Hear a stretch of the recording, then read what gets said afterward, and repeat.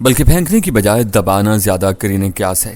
موم جامے کی وہ دوہری شیٹ اس بات کی طرف اشارہ کرتی ہے کہ ساز و سامان کو محفوظ رکھنے کی کوشش کی گئی ہے۔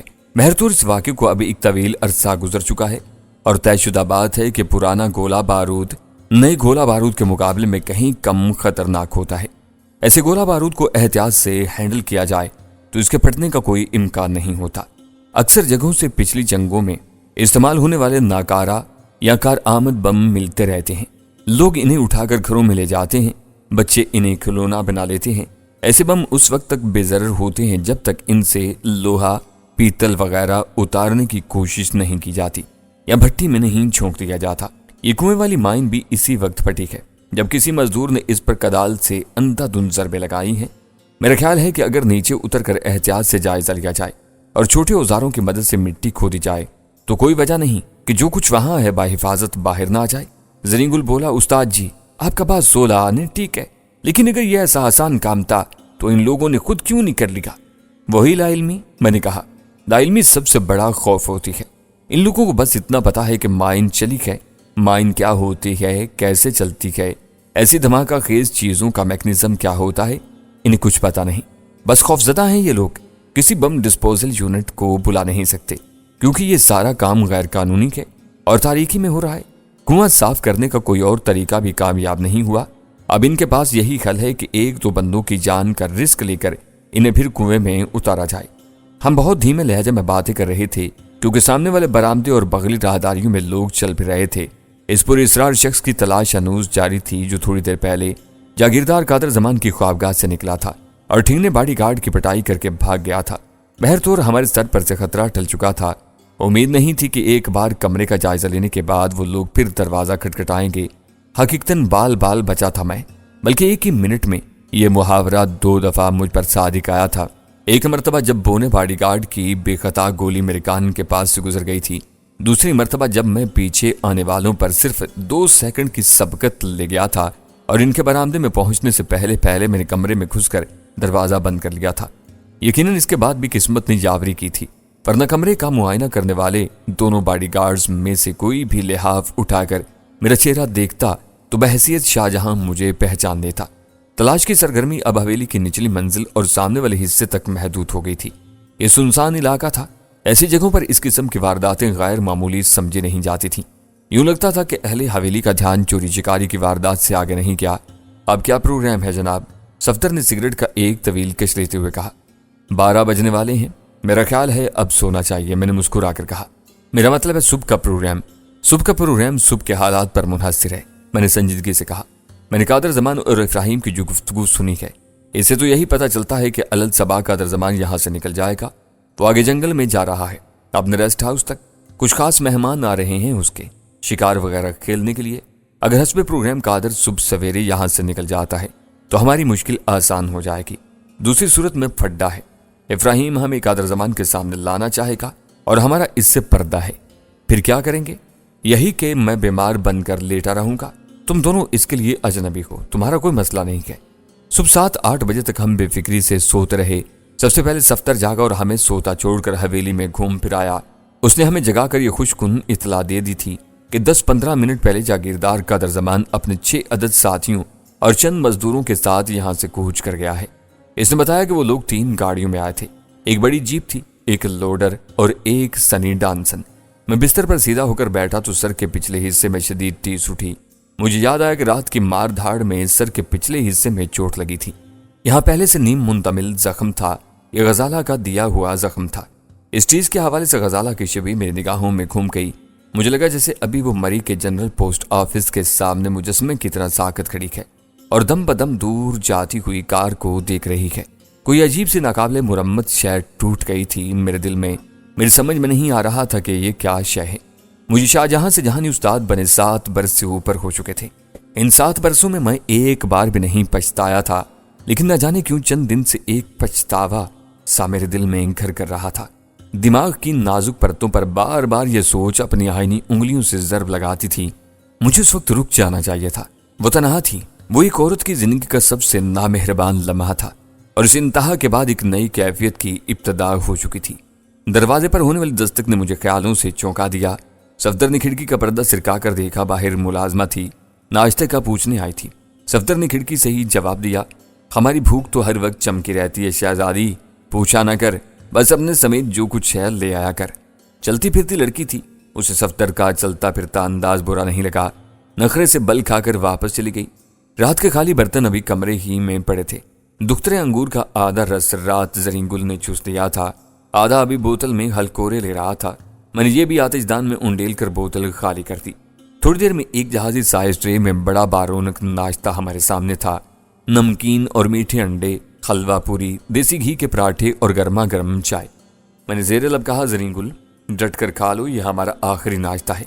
صفدر بولا، اس کی بات چھوڑیں، یہ تو ناشتہ یہی سمجھ کر کرتا ہے۔ ہلکی پھلکی باتوں کے دوران بھاری بھرکم ناشتہ ہمارے میدوں میں پہنچ گیا۔ ابھی چین چبیلی ملازمہ کل اور آج کے خالی برتن اٹھا رہی تھی کہ ارجمن کا شوہر نامدار افراہیم دروازے پر پہنچ گیا۔ اس نے چوڑی دار پاجامہ پہن رکھا تھا، کندھوں پر ایک بھاری بھرکم ایرانی شال تھی۔ وہ وضاحت سے کسی ریاست کا والی یا نواب نظر آنے کی کوشش کر رہا تھا۔ خوشگوار موڈ میں اس نے ہمارا حال چال پوچھا اور پھر بتایا کہ رات حویلی میں 2 اچکے گھسائے تھے، ان میں سے ایک بہت لمبا ترنگا تھا۔ انہوں نے ایک معزز مہمان کے باڈی گارڈ کو زخمی کیا اور بھاگ گئے۔ 2 اچکوں کا سن کر ظاہر ہے کہ ہم تینوں کو حیرت ہوئی۔ اس کے علاوہ بونے باڈی گارڈ کی ہوشیاری پر آفرین کہنے کو بھی دل چاہا۔ وہ پٹ گیا تھا، اس لیے اس نے ایک کے بجائے 2 مد مقابل ظاہر کیے تھے۔ آخر کینیا کا درآمد شدہ اور قادر زمان کا باڈی گارڈ تھا، کوئی معمولی بونا نہیں تھا۔ وہ ویسے ممکن تھا کہ وہ تاریکی میں مجھ ہی کو دو سمجھا ہو۔ میں نے کافی طاقت سے کھونی ماری تھی اس کے سر پر، ایسے میں تو 1 کے 4 بھی نظر آ سکتے تھے۔ ہاں بھائی چلیں پھر کنویں پر؟ افراہیم نے بظاہر ہلکے پھلکے انداز میں پوچھا۔ بالکل جناب، آپ حکم فرمائیں، صفدر جیسے قدموں میں بیچتے ہوئے بولا۔ قریباً 15 منٹ بعد ہم حویلی کے احاطے میں کنویں کے کنارے کھڑے تھے۔ ہمارے علاوہ احاطے میں آج کوئی چوتھا مزدور نظر نہیں آ رہا تھا۔ یوں لگ رہا تھا جیسے حویلی کے دونوں ملازم بھی باہر بھیج دیے گئے ہیں، لیکن اس کے ساتھ یہ احساس بھی ہو رہا تھا کہ کچھ آنکھیں یہاں وہاں سے ہمیں دیکھ رہی ہیں۔ ممکن تھا کہ ان میں ارجمن بانو کی حسین و جمیل آنکھیں بھی ہوں، جس کے بارے میں افراہیم نے بتایا تھا کہ وہ آج صبح سویرے ہی واپس چلی گئی ہے۔ ویسے تو ہمارے لباس ایسے نفیس نہیں تھے، تاہم کام کاج کے لیے ہمیں مزید خستحال کپڑے فراہم کر دیے گئے تھے۔ وہی پھٹے پرانے پسینے اور مٹی کی بو میں بسے ہوئے کپڑے جو ہمارے ملک کے لاکھوں کروڑوں محنت کشوں کا پہناوا ہے۔ معلوم نہیں افراہیم نے یہ کپڑے کہاں سے حاصل کیے تھے، خریدے تھے یا کسی کے جسم سے اتارے تھے۔ ان کپڑوں کی حقیقت ہی کیا ہوتی ہے؟ افراہیم جیسے ثروت مند گھور کر دیکھیں تو یہ کپڑے خود بخود اتر جاتے ہیں، اور اس سلسلے میں مرد و زن، جوان و بوڑھا، معتوب و محبوب کسی کی تخصیص نہیں ہوتی۔ میں نے افراہیم کو بتایا کہ کنویں میں اتروں گا اور میرے یہ دونوں ساتھی مٹی کھینچیں گے۔ صفدر نے کہا، کیوں نہ ہم دونوں اتریں؟ میں نے کہا، تیرا بھی شوق پورا ہو جائے گا راجو، میں تھک گیا تو اتر جانا۔ افراہیم نے میری ہاں میں ہاں ملائی، شاید میں اسے زیادہ ہی با اعتماد نظر آ رہا تھا۔ ایک کدال کسی اور لوہے کی بار مجھے مہیا کر دی گئی تھی۔ افراہیم بولا، بہت دھیان سے بھائی، کدال وغیرہ بالکل نہیں چلانی، ابھی کھرپے سے مٹی نکالو، پہلے یہ 2 نالی شارٹ گن باہر نکالو۔ وہ پرسکون نظر آنے کی کوشش کر رہا تھا، لیکن میں نے دیکھا اس کے ہونٹوں پر سفیدی سی جم رہی ہے۔ کنویں میں اترنے کے لیے مٹی کی سیڑھیاں بنا دی گئی تھیں۔ میں ان سیڑھیوں پر دھیان سے پاؤں رکھتا نیچے پہنچ گیا۔ یہاں مجھے بارود کی بو صاف محسوس ہوئی، معلوم نہیں یہ بو کہاں سے آ رہی تھی۔ میں نے کنویں کی پختہ دیواروں پر 2-3 جگہ مٹی کا لیپ دیکھا، در حقیقت اس لیپ سے خوفناک دھماکے کے شواہد چھپانے کی کوشش کی گئی تھی۔ میں دھڑکتے دل پر قابو پا کر شارٹ گن کے قریب بیٹھ گیا اور کھرپے سے کھدائی کرنے لگا۔ پوری کوشش کے باوجود ایک ہراس سار رگے پے میں اتر رہا تھا۔ تھوڑی دیر میں شارٹ گن کا دیمک زدہ دستہ نظر آنے لگا۔ میں نے گن کو ہلا کر کھینچنے کی کوشش کی، لیکن وہ ابھی دبی ہوئی ہی تھی۔ اوپر کنویں کی منڈیر پر مجھے صفدر اور زرین گل کے فک چہرے دکھائی دیے۔ افراہیم کا نصف چہرہ بھی دکھائی دے رہا تھا۔ میں نے 2-3 کھرپے اور چلائے تو ایک دم ٹھٹک گیا۔ میرا کھرپا ایک مائن سے ٹکرایا تھا۔ یہ ویسی ہی انگلش مائن تھی جس کے چند ٹکڑے میں نے حویلی کے کمرے میں دیکھے تھے۔ موٹائی 4 انچ، قطر 18 انچ، وزن قریباً 20 پاؤنڈ۔ وہ اینٹی ٹینک تھی اور 20 پاؤنڈ TNT سے بھری ہوئی تھی۔ وہ آدم کچھ نہیں آہن شکن تھی، اور وہ ایک نہیں تھی۔ ایک مربع خلا میں مجھے اس جیسی کئی دکھائی دے رہی تھی۔ میں نے غور سے دیکھا، یہ دیمک زدہ لکڑی کا ایک بکس تھا، سائز کام صندوق جتنا تھا۔ بکس کی چھت کا ایک حصہ ٹوٹ چکا تھا۔ مائنز اسی چوکور خلا میں سے نظر آ رہی تھیں۔ وہ کل 6 تھیں اور 3 اوپر تل رکھی تھیں۔ ان کی دید کسی ہیبت ناک تجربے سے کم نہیں تھی۔ ایک ایسی ہی مائن چند روز پہلے اس کنویں میں 3 افراد کے چیتڑے اڑا چکی تھی۔ کیا بات ہے، رک کیوں گئے ہو؟ اوپر سے ابراہیم کی لرزیدہ آواز ابھری۔ یہاں سے کچھ نکلا ہے جی، میرا خیال ہے بارودی سرنگیں ہی ہیں، میں نے جواب دیا۔ ایک عجیب سی سنسنی فضا میں دوڑتی ہوئی محسوس ہوئی۔ ابراہیم نے کہا، دھیان سے دیکھو، کوئی اور شے ہوگی۔ نہیں جی، میں صاف دیکھ رہا ہوں، بارودی سرنگیں ہیں، 6 سے کم نہیں ہیں۔ پھر ابراہیم نے ہراساں لہجے میں پوچھا۔ میں نکلتا ہوں جی، احتیاط سے، آپ پریشان نہ ہوں، اللہ خیر کرے گا۔ صفدر نے کہا، اسنے میں آؤں نیچے؟ نہیں، تمہاری ضرورت نہیں ہے ابھی، میں نے کہا اور کھرپے سے مٹی کھودنے لگا۔ کھرپے کی ہر ضرب جیسے ہمارے دلوں پر پڑ رہی تھی۔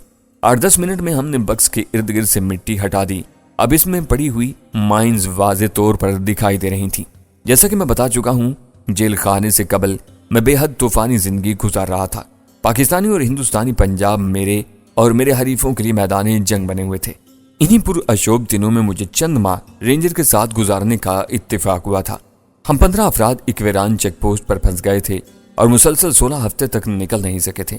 ان دنوں میں نے اپنے رینجرز بھائیوں سے بہت کچھ سیکھا تھا، خاص طور پر میری اسلحہ شناسی میں خاطر خواہ اضافہ ہوا تھا۔ میرے سامنے کنویں کی سرخی مائل مٹی میں جو مائنز پڑی تھیں وہ یقینی طور پر ٹینک شکن تھی۔ چونکہ وہ بکس میں تھیں لہٰذا یہ بات یقینی تھی کہ انہیں ہلانے جلانے میں کوئی خطرہ نہیں ہے۔ ہر ٹینک شکن اور آدم کش مائن پر ایک پریشر پلیٹ ہوتی ہے۔ جب تک اس پلیٹ پر مقررہ حد سے زائد وزن نہ پڑے اس کے پھٹنے کا کوئی خدشہ نہیں ہوتا۔ ٹینک شکن مائن کا اپنا وزن تقریباً 20 پاؤنڈ ہوتا ہے اور اس پر دباؤ کی حد 200 پاؤنڈ سے 400 پاؤنڈ تک ہوتی ہے، لہذا ایک بھاری بھرکم شخص بھی اس پر بلا خطر پاؤں رکھ کر گزر سکتا ہے۔ بکس کے ارد گرد سے مٹی ہٹ چکی تھی، میں نے اسے خفیف جھٹکے دیے اور باہر کھینچ لیا۔ بکس اٹھانے سے بہتر تھا کہ اس میں سے مائنز نکال دی جاتی۔ میں نے ایک ایک کر کے تمام مائنز بالٹی نما ٹب میں رکھتی اور صفدر اور زرین گل نے احتیاط سے انہیں اوپر کھینچ لیا۔ میری بے خوفی نے ان دونوں میں بھی اعتماد پیدا کر دیا تھا۔ بہرحال ابراہیم کا رنگ ابھی تک سفید نظر آ رہا تھا۔ 3-4 فٹ بائیں جانب کھدائی کرنے پر مجھے بالکل ایسا ہی ایک اور بکس نظر آیا، اس میں بھی 6 مائنز تھیں۔ اس بکس کی حالت زیادہ خستہ تھی اور 2-3 مائنز بالکل ناکارہ دکھائی دے رہی تھیں۔ میں نے ان مائنز کو بھی احتیاط سے اوپر پہنچا دیا۔ 2 بکس نکل جانے سے کنویں کے وسط میں کافی بڑا خلا نظر آنے لگا تھا۔ اچانک مجھے محسوس ہونے لگا کہ میں بارود کے چھوٹے سے ڈھیر پر کھڑا ہوں۔ آثار سے نظر آ رہا تھا کہ یہاں خاصی بڑی مقدار میں اسلحہ موجود ہے۔ جہاں سے میں نے دوسرا صندوق اٹھایا تھا وہاں لوہے کا ایک مستطیل ڈبہ موجود تھا۔ ڈبے پر صرف برٹش اور STG-24 کے الفاظ پڑے جا رہے تھے۔ ٹوٹے ہوئے زنگ آلود ڈھکنے کے اندر سے کچھ مشل نما اشیاء جھانک رہی تھیں۔ اگر تھوڑی دیر پہلے میں نے اس کنویں سے ڈبل بیرل شاٹ گن اور 12 عدد انتہائی طاقتور مائنز نہ نکالی ہوتی تو شاید یہ مشل نما اشیاء میری سمجھ سے بالات رہتی، لیکن اب ایسا نہیں تھا۔ میرا دھیان فوراً دستی بموں کی طرف چلا گیا۔ میں نے سن رکھا تھا کہ دوسری جنگ عظیم میں لمبوترے دستی بم بھی استعمال ہوتے رہے ہیں جنہیں اسٹک گرنیڈ کہا جاتا تھا۔ یقیناً یہ وہی شے تھی۔ میں نے جھک کر معائنہ کیا اور میرے اندازے کی تصدیق ہو گئی۔ میں نے احتیاط سے اس آہنی ڈبے کو کھودا اور بذریعہ چرخی کنویں سے باہر پہنچا دیا۔ میرے روکنے کے باوجود صفدر بھی سیڑھیاں اتر کر نیچے آ گیا تھا۔ اگلے 15 منٹ میں ہم نے اسٹک گرنیڈ سے بھی بھرے ہوئے ایسے ہی 6 بکس کنویں سے نکال کر اوپر پہنچا دیے۔ حوصلہ بڑھ گیا تھا لہٰذا اب ہم کبھی کبھی کسی بھی استعمال کر لیتے تھے۔ یہ سارا اسلحہ 2 بڑی مومی شیٹوں میں لپیٹ کر کنویں میں اتارا گیا تھا، لیکن اب یہ شیٹیں کئی جگہ سے گل سڑ کر ناپید ہو چکی تھیں اور اکثر اشیاء مٹی میں دفن نظر آتی تھیں۔ کسی کے محتاط استعمال نے کھدائی کی رفتار قدرے تیز کر دی۔ کنویں کے ایک کنارے سے ہم نے پہلے چند خستہ حال رائفلیں اور ان کے ٹکڑے نکالے، پھر ایک شاندار MG گن برآمد ہوئی۔ یہ آہنی بکس میں تھی اور اس کے سینکڑوں راؤنڈ بھی ساتھ ہی تھے۔ اب دوپہر ہو چکی تھی۔ ابراہیم نے ہمیں کنویں سے باہر بلا لیا۔ اس کے چہرے پر دبا دبا جوش تھا۔ ہو سکتا ہے اس کا دل ہم پر صدقے واری جانے کو چاہ رہا ہو، لیکن مجبوری تھی۔ مالک اور نوکر کا فاصلہ بھی تو برقرار رکھنا تھا۔ اس نے فردن ہماری پیٹھ ٹھونکی اور 2 گھنٹے کی چھٹی ماں پرتکلف لنچ کے دے دی۔ یہ لنچ ہمیں ہمارے کمرے ہی میں ایک نامانوس صورت والے شخص نے فراہم کیا تھا۔ لنچ کے بعد ہم نے آدھ پون گھنٹہ کم رسیدی کی اور ایک بار پھر موت کے کنویں پر پہنچ گئے۔ ہماری نکالی ہوئی تازہ مٹی اب ایک بڑے ڈھیر کی صورت نظر آ رہی تھی۔ جو اسلحہ نکل رہا تھا وہ احاطے ہی میں ایک طرف بڑے ترپال سے ڈھکا ہوا تھا۔ اسلحے کے نیچے بھی ترپال بچھایا گیا تھا۔ میں نے ابراہیم کی نگاہوں میں بے اطمینانی کی جھلک صاف محسوس کی۔ وہ جب بھی اسلحے کی طرف دیکھتا تھا ایک خوف سا اس کے چہرے پر لپک جاتا تھا۔ کھدائی کا دوسرا سیشن ابتدا میں اتنا سنسنی خیز نہیں تھا۔ ہم نے 3-4 فٹ تک زمین کھودی لیکن مٹی کے سوا کچھ نہیں نکلا۔ تاہم اس کے بعد پھر ایک مومی شیٹ کی باقیات نظر آئیں۔ میں اور صفدر محتاط ہو گئے اور مالیوں کے انداز میں کھرپے استعمال کرنے لگے۔ قدموں کے نیچے کسی بھاری بھرکم اور وزنی چیز کی موجودگی کا احساس ہوتا تھا۔ یہاں مٹی میں نارنجی رنگ نظر آ رہا تھا، غالباً کسی تیز اثر کیمیکل کی وجہ سے ایسا ہوا تھا۔ جلدی قدموں کے نیچے پائی جانے والی بھاری چیز آنکھوں کے سامنے آ گئی۔ یہ دل دہلا دینے والا منظر تھا۔ ایک بھاری توپ کے گولے 3 یا 4 کتاروں میں نظر آ رہے تھے۔ انہیں عمودی رخ سے رکھا گیا تھا۔ چند گولے گرے ہوئے تھے اور ان کے گرد نارنجی رنگ پھیلا ہوا تھا۔ میں نے گولے کو اٹھا کر دیکھا۔ اس کا وزن 15 کلو گرام کے قریب تھا اور اسے 7 انچ سے چھوٹے دھانے کی گن میں استعمال نہیں کیا جا سکتا تھا۔ تمام گولے خستہ حالت میں دکھائی دیتے تھے۔ ان میں گن میں استعمال ہونے والے نسبتاً چھوٹے شیل بھی تھے۔ یہ منظر کنویں کی منڈیر پر کھڑے افراہیم اور زنی گل نے بھی دیکھ لیا تھا۔ افراہیم کا چہرہ ایک بار پھر کورے لٹھے کی مانند سفید پڑ گیا تھا۔ وہ بار بار خشک ہونٹوں پر زبان پھیرتا تھا اور اپنی نگاہیں کنویں کی گہرائی میں مرکوز کر دیتا تھا۔ ہم نے ایک ایک کر کے یہ گولے کنویں سے باہر پہنچانے شروع کیے۔ 10-12 گولے نکالنے کے بعد اچانک مجھے اپنا ہاتھ روکنا پڑا۔ اب آخری 3 گولے رہ گئے تھے۔ ان میں ایک گولا بہت خستہ حالت میں تھا۔ اس کی کیسنگ جو الومینیم یا لوہے کی تھی بہت پتلی تھی اور کسی کیمیائی رد عمل کے سبب برباد ہو چکی تھی۔ اس ٹوٹی پھوٹی کیسنگ سے مجھے شیل کے اندر کی دنیا صاف نظر آ رہی تھی۔ دھماکہ خیز مادہ اندر تک گیا ہوا تھا۔ ایک فیوز، سیاتاروں کا ایک خوفناک کوائل اور اس کے ساتھ پیتل کا چھوٹا سا سلنڈر جو غالباً ٹریسر قسم کی شے تھا۔ کنویں میں اترنے کے بعد پہلی بار میرے رگوں میں طوفان سنسنا اٹھا۔ نہ جانے کیوں مجھے لگا کہ سلاکت خیز شے کو ہلایا گیا تو یہ تباہی مچا دے گی۔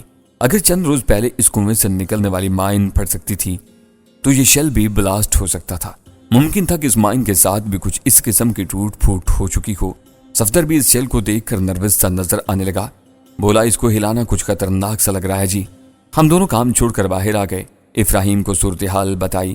اس میں اتنی ہمت نہیں تھی کہ کنویں میں اتر کر مخدوش شیل کا معائنہ کرتا۔ اس کی سوالیہ نگاہیں ہم دونوں پر مرکوز تھیں۔ موسم سرما کا سورج بڑی تیزی سے مغرب میں غوطہ تھا۔ درختوں کے طویل سائے دیکھتے ہی دیکھتے شام کے جھٹ پھٹے میں مدغم ہو گئے تھے اور اب تھوڑی ہی دیر میں یہ جھٹپٹا تاریکی میں ڈھلنے والا تھا۔ مشورے کے بعد فیصلہ ہوا کہ اب جو بھی کرنا ہے سب کیا جائے۔ حویلی میں ہم چاروں اور اجنبی صورت والے ملازم کے سوا اور کوئی نظر نہیں آ رہا تھا۔ منہ ہاتھ دھو کر اور کپڑے بدل کر ہم واپس اپنے کمرے میں پہنچ گئے۔ حویلی میں اور حویلی کے ارد گرد گھومنے کو دل چاہتا تھا، لیکن افراہیم کی باتوں سے اندازہ ہو چکا تھا کہ وہ ہمیں اس کی اجازت نہیں دے گا۔ اندھیرا ہوتے ہی سردی دبے پاؤں آئی اور حویلی کے کوہنا سال دریچوں دروازوں پر دستک دینے لگی۔ غالباً بالائی علاقوں پر برف باری ہو رہی تھی۔ ہم نکل کی طرح آتش دان سلگایا اور ارد گرد کرسیاں جما کر مونگ پھلی ٹکورنے لگے۔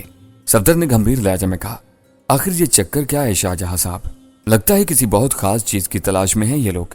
ظاہر ہے صرف کنواں صاف کروانے کے لیے تو اتنا بڑا پنگا نہیں لیا جا سکتا، اور صرف کنویں کی بات ہی نہیں ہے۔ حالات کے رخ سے تو یہی اندازہ ہوتا ہے کہ حویلیوں اور کھنڈروں کی ساری خرید و فروخت کسی خاص مقصد کے حصول کے لیے ہے، اور یہ مقصد کسی چیز کی تلاش بھی ہو سکتا ہے۔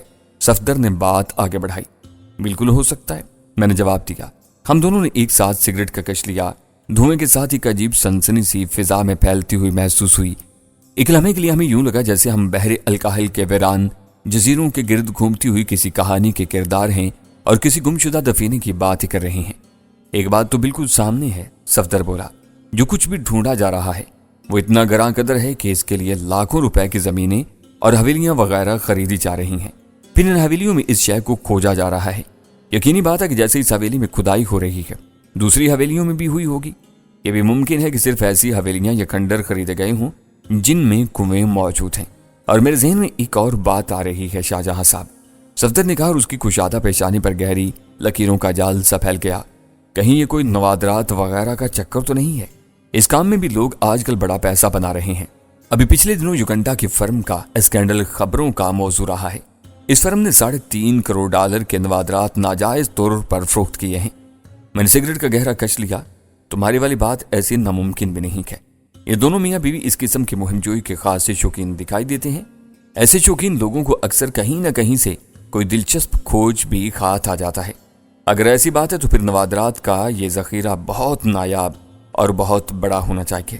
چند سکے یا برتن حاصل کرنے کے لیے تو پیسہ پانی کی طرح نہیں بہایا جا سکتا، اور پھر ہمیں عیسیٰ جان اور شنکر شکرا کی موجودگی بھی فراموش نہیں کرنی چاہیے۔